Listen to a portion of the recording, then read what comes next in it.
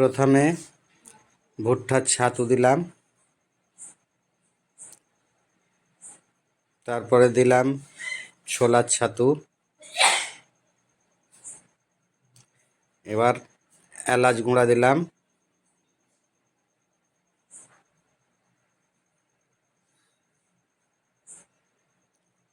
এবার দিচ্ছি পোলট্রির খাবার গুঁড়ো করে মোটাটা,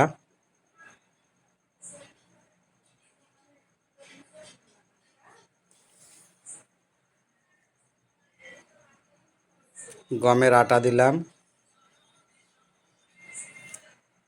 কমন কার্প বা আমেরিকান রুইয়ের জন্য খুব ভালো টোপ, খুব ভালো বাইট।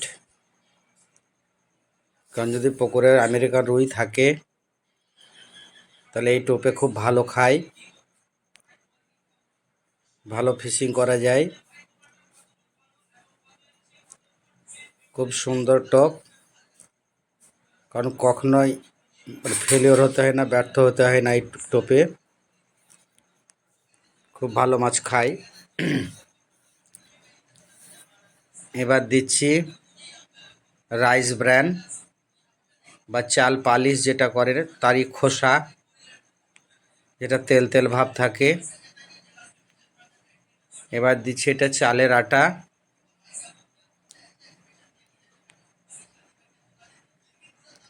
দিয়ে টোপটাকে সুন্দর করে জল দিয়ে সুন্দর করে বানাতে হবে। একটু গমের আটার পরিমাণটা বেশি দিতে হবে, কারণ যাতে টোপটা একটু আঠালো হয়, যাতে হুঁকের সাথে ভালোভাবে লাগে, এবং খুব শক্ত যেন না হয়, একটু নরম নরম ভাব থাকতে হবে, তাহলে মাছে খাবে ভালো। 100% গ্যারেন্টি আমি টোপে মাছ পাই।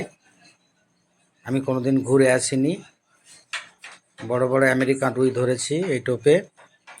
আপনারা এই টোপটা ব্যবহার করতে পারেন, এবং ব্যবহার করে আমাকে কমেন্ট করে জানাবেন কেমন রেজাল্ট হচ্ছে।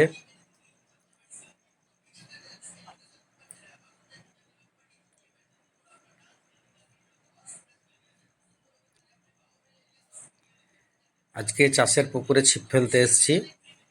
খুব বড় বড় সাইজের মাছ নাই, সব ছোট ছোট মাছ। শুধু আপনাদেরকে এই টোপের এটা দেখাবার জন্যে যে টোপটা কীভাবে কাজ করছে, কেমন কাজ করছে।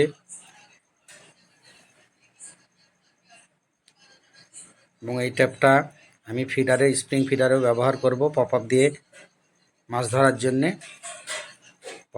পপ আপ ফিশিংও করব। যে মশলা দিলাম এই মশলা দিয়েই আমি ফিডার বাইট বানাবো। আপনাদেরকে দেখাবো মাছ লাগছে কি না।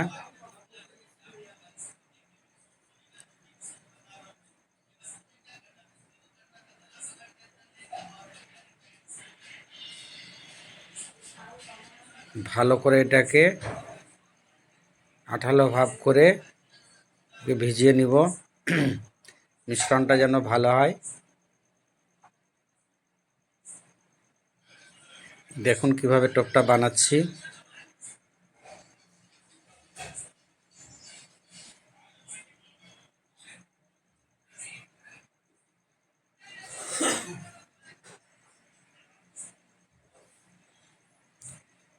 দেখুন ছোট্ট একটা আমেরিকান রুই লেগেছে। চাষের পুকুর ছোট ছোট মাছ আছে, বড় মাছ নেই। এটাকে ছেড়ে দিলাম।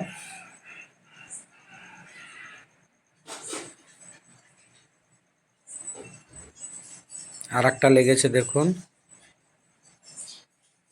এটাও আমেরিকান রুই লেগেছে বা কমন কার্প।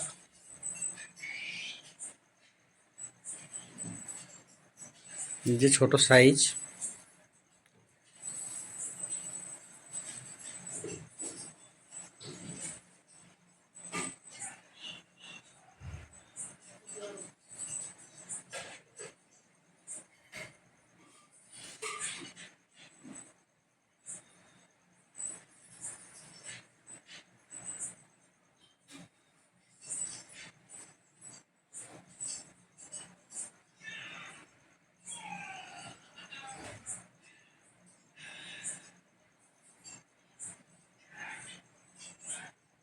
এই যে একটা ফিডারে লেগে গেছে পপ আপে।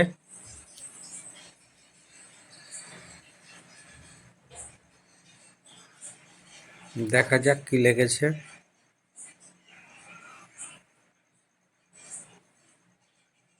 এটাও আমেরিকান রুই লেগেছে।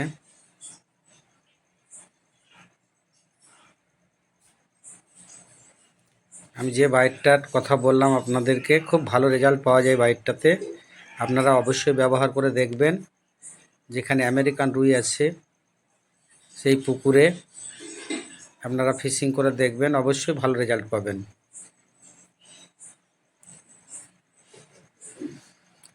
ভালো রেজাল্ট পেলে আপনারা কমেন্ট করে জানাবেন।